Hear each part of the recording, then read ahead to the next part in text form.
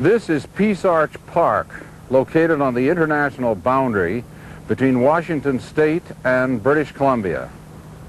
In September of 1964, a large crowd of Canadian and American citizens gathered here for an historic ceremony.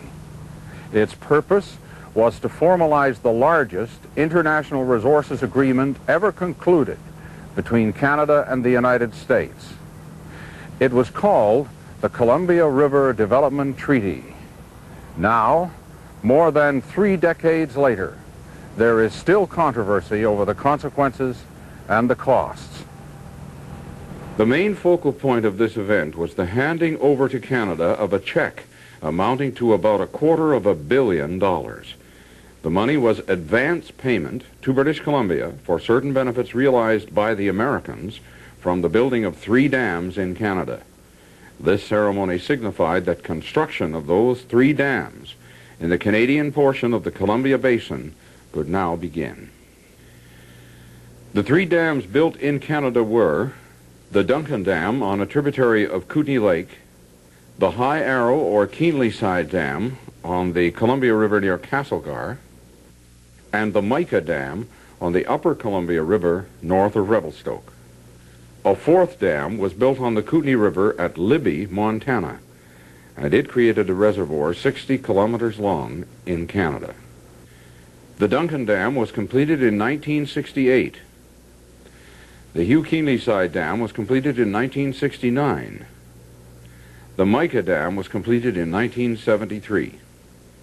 Those 3 Canadian dams made possible greatly increased power production in the Columbia Basin and provided a quite wide margin of flood control.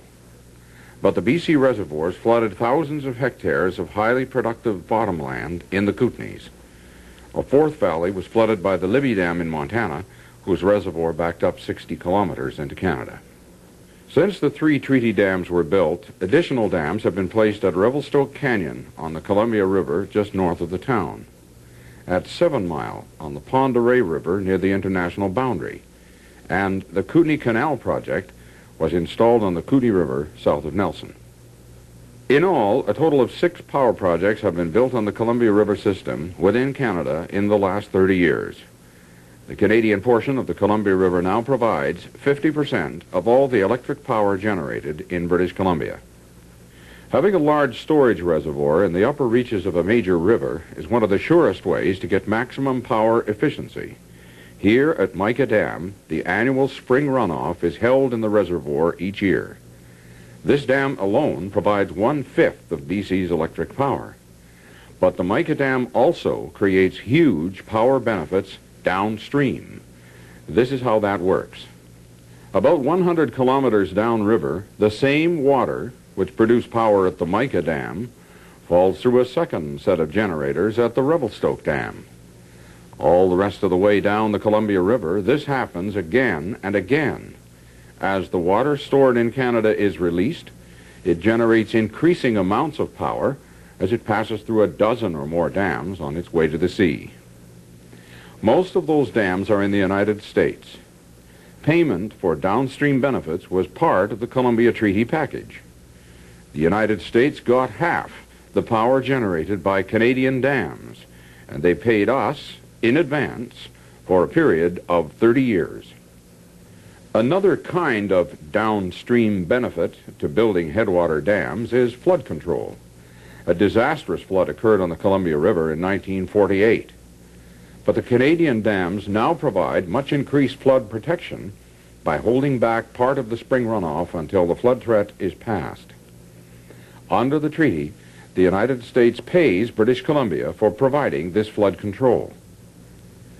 The main disadvantage to hydroelectric power is that the reservoirs created by the dams occupy large areas of valley bottom land, a very scarce resource in mountainous BC.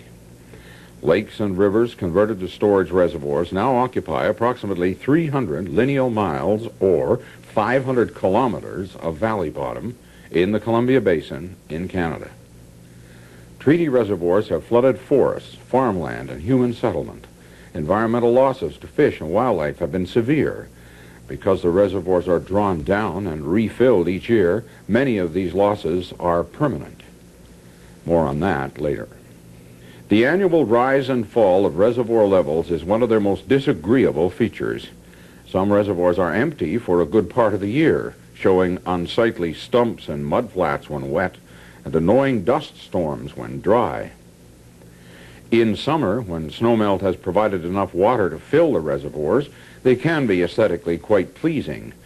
But the main reason for containing the water is to use it for the generation of hydroelectric power. In order to achieve that, it is necessary to fill the reservoirs every spring and draw them down again as the electricity is required. For those in the marina business, the length of the season is determined by the power demand, which in turn determines how fast the reservoirs rise and fall. We have like 9.5 or 10 months of sand and dust. We don't have water. It is true that hydro dams do not emit any chemical pollutants, smoke, or contaminated water, but we have learned that building dams and reservoirs invariably results in widespread and lasting environmental damage. And then there are the social impacts. More than 2,000 people were forced to leave their homes to make way for the new reservoirs. Under the terms of the treaty, this movement of people had to occur within a very short time frame. The deadlines were not negotiable. Because no public hearings were ever held, residents were poorly informed and had been given no say in a massive construction project that was sure to change their lives. Many of the people who lived through those days describe a callousness of treatment that is almost impossible to believe. They were very trusting people here. So when the negotiators came in, and they went from house to house, almost threatening them, this is what you get, this is the last offer you're going to get, you have to go, whether it was old people or young people, this is the way they were treated. I don't think it really registered with the people as to what was going to happen until the time came that they start demolishing the countryside with it. And I think then it sunk in that it was disaster was upon us. Being at the top of the Libby Reservoir, the Riziki Ranch at Wardner, BC, was one of the last properties to be flooded. Like all valley bottom properties, it was highly productive land. Along with hundreds of others, the Riziki family were forced to relocate to higher ground. And as stated, there were fixed deadlines by which the land had to be cleared, ready for flooding, and these could not be changed. The Riziki buildings were below the maximum flood level, and they had to go. At high water, commonly referred to as full pool, this place would be flooded. At drawdown, the water will be 40 miles away. The site of the Riziki buildings is now defined by a few old concrete foundations. The valleys of the Kootenays were quite remote when the dams were being built. The few residents were very self-reliant people. While most were of quite modest financial means, their properties provided them with a way of life that they had chosen for themselves. Many were overwhelmed by the news that they had to be off their land by a certain time, and they were shocked to find that government negotiators placed a low value on properties that had supported some families for generations. The human stories are the least known of treaty impacts. I have to agree that if it's good for the majority of the people, that someone has to give up something. But at the same time, I really believe there should be fair compensation and a little more honest dealing. Gordon Ostrich and his family had a ranch near Waldo, a small town also in the path of the rising Libby Reservoir. Much of Gordon's property was flooded, and he was forced to cease ranching and take up other work. In an interview in 1973, Gordon was asked what it was like trying to deal with government on the subject of property settlement. Trying to get land as cheap as possible and figure people were just going to grab the money right out of their hands, I suppose. I wouldn't say they were hard to deal with, but they treated you as if you were ignorant. You didn't know what you figured you were a few dollars would just break their arm off for it. This is the attitude they took. I think all the decisions were made, well, could we use the word in privacy, secret? I mean, there was no consultation with public, not in Revelstoke with regards to Mica. Or, I don't know too much about the Arrow Lakes, but my understanding from over the years that there was no consultation with over there. It was all a decision that was made by the politicians of the day in Victoria. the provincial government with their property negotiators, they worked on the old people first, the seniors, the tired people. They worked on the people, on older people first, and then went through and then dealt with us hard ones at the end. The Sharps were another pioneer family in the Kootenai Valley, and they soon learned that most of their property was also going to be flooded. The family resisted. Lloyd attempted to create awareness in the rest of BC of the kinds of things that were happening in the Kootenays. He had some success in getting big city media attention, but it really didn't change very much. There were those firm deadlines we spoke of. A huge and binding commitment had been made, and by the time the full details became known, it was too late to change anything. I don't think they've been treated fairly. The reason they never try to settle with us in any way, they just seem to wear us down. That finally we'd just give in and quit. There was a sense of great haste through the valleys of the Kootenays during that time. We were building 3 big dams at once, plus the Libby Dam in Montana. The construction work on reservoir clearing went on night and day. The plight of small family farmers seemed pretty insignificant in the midst of such great projects. In the Libby Basin, ranchers were promised land above the floodplain, but in the end, little of that was available, and none so rich as the bottomland, now underwater. Smoke from reservoir clearing and burning homesteads rose over the valleys behind the Libby, Arrow, and Duncan dams. Structures or parts of communities below the high water mark were moved away or burned. Some communities were cut in half. Others completely disappeared. One of the most revealing descriptions of the change is contained in a series of photographs of people and places affected by the great reservoir of the Libby Dam. Photographer Stanley Triggs made yearly trips to the region. The images in his collection stand as sensitive and lasting record of how it was and how it was changed. Triggs captured the unique lifestyle, the independence and self-reliance of the residents. His pictures also offer visual insight into what it used to be and what it finally became. It was a beautiful valley. It was a pristine valley, and you can't replace these kind of valleys once you destroy them, regardless of whether you flood them, they're gone forever and a day. The historic little town of Waldo was the center of human settlement in the area to be flooded by the Libby Dam. One building for which people felt real attachment was the 2-story frame school, in which most of the residents had acquired their education. When the government had gained possession of all the private property in Waldo, and the town was emptied of people, and the water was rising behind the Libby Dam, a government clearing crew moved in, and the entire town was burned to the ground in an afternoon. Recall being there when the school was burnt, yes, and the houses along the riverside, as we call it, being burnt. Well, I remember my daughter crying that she was losing not only her teacher, her school. It was rather sad because raised there, and some of the people seemed to think it was a progress, but like myself and many other people that lived there, we were making a good living and prospering at what we were doing. We didn't see it as progress. We saw it as a disaster happening. Some of those people that were still living here were a generation from the people that pioneered there at Waldo, and it's bound to be traumatic for you to see the school that you went to school in and the home that you lived in for all those years burnt up. I guess probably the simplest way to say what did it feel like, I guess it's the end of an era. I mean, it's something that's gone. It's gone forever.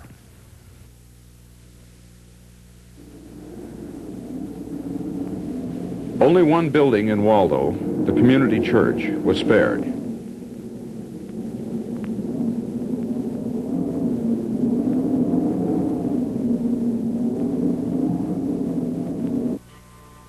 As the water was rising to cover the town site, the church was pulled from below the flood line and relocated on high ground in the nearby community of Baines Lake. There it continues to serve as an interdenominational community church.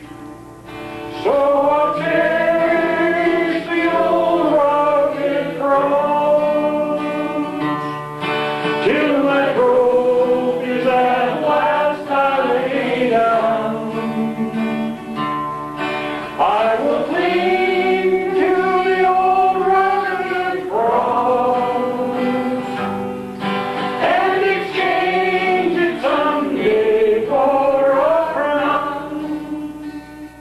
The Waldo Church was originally located on this ridge overlooking the town. Someplace out there were homes, post office, school, hotel, and other buildings. Even the foundations have disappeared, buried by the blowing sand. The very contours have changed, the result of 25 years of wind and waves and the continuous raising and lowering of the reservoir. Just about exactly where the church once stood, the highest remaining point of land becomes a tiny island when the reservoir rises to full pool, and even this point is gradually being eroded away. Throughout the basin of the Libby Reservoir, the forces of wind and waves are changing the entire shape of the valley floor, and the reservoir banks are finding a new angle of repose. At Wardner, in the spring of 1973, Anton Rizicki, one of the last holdouts, was finally forced to move house with the water rising around him. He was at the top of the reservoir, and his place was about the last to go under. As with many others, negotiations for his land had dragged on for years. In the end, there was no choice but to move. The water was everywhere. The biggest dislocation of people occurred in the Arrow Lakes Valley above the Keenleyside Dam. The Arrow Reservoir backed up some 200 kilometers, displacing hundreds of families. Close to 2,000 residents were moved.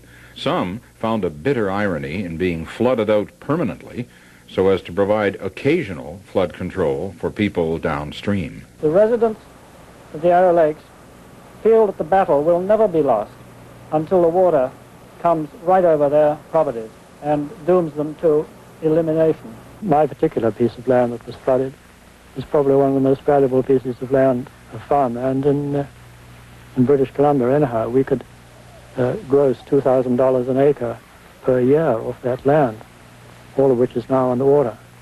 Now, the Oliver Burgers at Burton, they were in the same boat as we were, and they went to court. But, of course, Hydro had a whole team of high-priced lawyers, and he lost his case. And it's been a ruined family ever since, and there were others of that sort. I'm just giving you two examples. But the people in the Arrow Lakes had lived, almost all of them, in that environment at least since the First World War. Many of them were old, and they'd lived there for 40 or more years in small communities. They were intensely conscious of their communities and the environmental surroundings of these communities, living in a very distinctive and sympathetic place. And to destroy that and to move them away from it was a dreadful insult.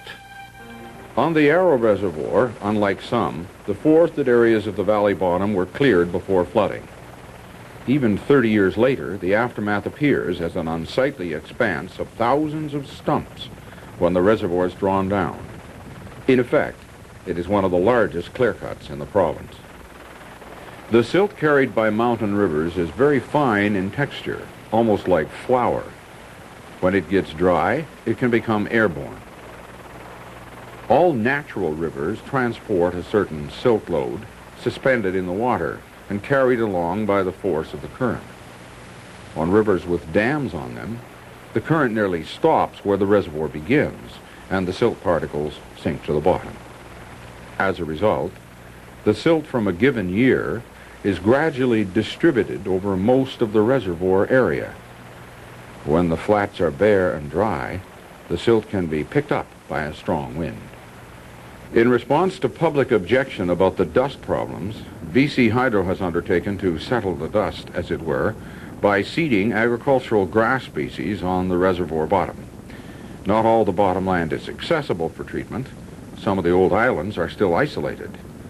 But in those areas where the seeding has been successful, the extent and intensity of the dust problem has been much reduced. Standard practice is to clear reservoirs before flooding, but in the case of the Duncan, they put the water in before they took the trees out. Behind the Mica Dam, it was much the same, except that the forest flooded there was much larger. People were enraged at the drowning of these forests. Years after, working when the reservoir was drawn down, fallers completed the dangerous job of clearing the Duncan Reservoir, and some wood was salvaged. The small community of Hauser was located above the Duncan Dam and is now vanished without a trace. When empty, The Duncan Reservoir is another of those now familiar expanses of gravel ridges, stumps, and dunes. A well-built boat launching ramp does permit anglers to carry out recreational fishing in the drawn-down reservoir. At low water, it's a long ways to the lake. At full pool, the Duncan Reservoir normally rises right to the tree line, but for years after the dam became operational, swimming or boating was next to impossible because of huge rafts of floating debris. Until it was finally cleaned up, years after construction, the task of trying to create a usable beach area was left to local volunteers. The idea that reservoirs would automatically become recreational lakes had little currency among those who actually had to contend with debris problems like this. Prior to the arrival of white people, Native Indians had lived in the productive valley bottoms of the Columbia Basin for centuries. As the water was rising, a small field project was done to try and salvage some of the archaeological record, but the time was short and the flooding schedules could not be changed. Prior to dam building, sea-run salmon used to spawn in many parts of the Columbia Basin in Canada. Long before the Columbia Treaty dams were built, dams on the American side of the border had caused the extinction of the salmon runs into Canada. Thus, Native Indians in both the United States and Canada also became casualties of dam building. I've seen it down here at the mouth of the river where there's wide, flat,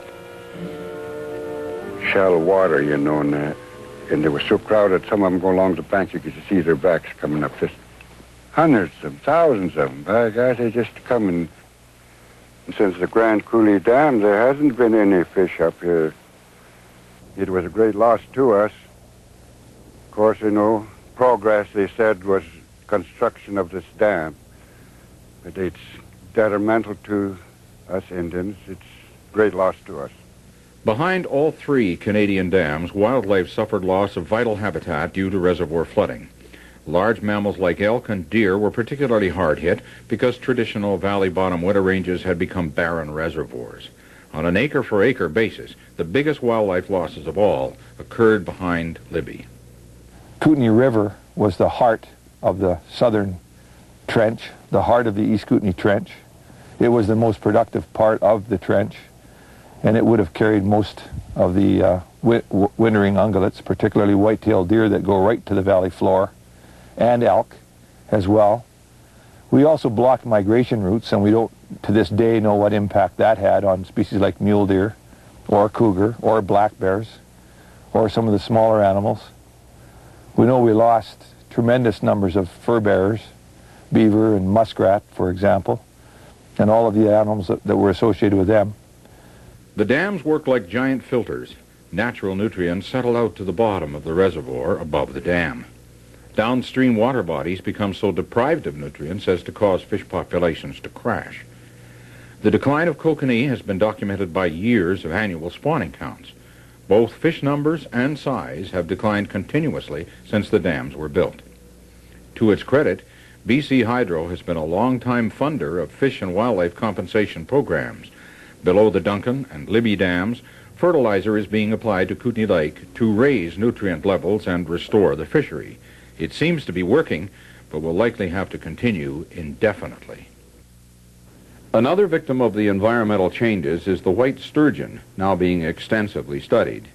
They live for 150 years or so. They were quite abundant in all the major lakes and rivers before the dams went in. In places, they can still be found in quite good numbers, but a disturbing fact has been revealed. Changes in water flows and temperatures have apparently rendered most spawning ineffective since the dams were built. The populations now are almost entirely comprised of older fish, an ominous discovery. Well, I don't think any of us understood at that time the enormous impacts of those dams, and it's 30 years later. I don't think we've got the story entirely straight yet, but some of the valley bottoms that I saw that are now underwater, and some of the fisheries resources that were lost as a result of those reservoirs, is just breathtaking. Just enormously productive river fisheries that are now gone, replaced by reservoirs of various levels of productivity. But certainly today, when you look back and think back on it, it was just unbelievable, the amount of land and the amount of water, and rivers in particular, that have been lost as a result of those reservoirs. Drastic social upheaval, an absence of local input into major decisions, and permanent environmental losses. Such is the history of the dam building experience in the Kootenays. But as the years passed, people became aware that an opportunity for public involvement might at last present itself. The viewer will remember that the sale of downstream benefits had a term life of 30 years. As the time drew near, residents of the district resolved that local people should be given more say in matters concerning environmental, economic, and social choices within the Columbia Basin in Canada. The Columbia Basin Trust was created in that spirit. The Columbia Basin Trust Act was given overwhelming approval by the BC legislature in 1995. We see the trust operating through the direction of the public. So the trust board of directors looks at themselves as facilitators, doing what the public in this region put forward in the basin plan. They are going to decide as to the priorities of the economy and how to restore that, and the environment and how to restore that. And they're going to be directing us how to implement that. And it's really it's going to be a bottom-up style of return. We didn't involve the people in the process 30 years ago. We want to make darn sure that we involve them in the process now. The tragic human and environmental impacts of the dam building days are all part of history now. The Columbia Basin Trust is embarking on a program of sustainable development in the Columbia Basin within Canada. It is a regional, open process, very different from before. As you have seen, plenty of physical and emotional scars remain. Those who lived through the dam building experience have no desire to dwell on the past, but they would like it to be remembered. This is Mike Halloran speaking.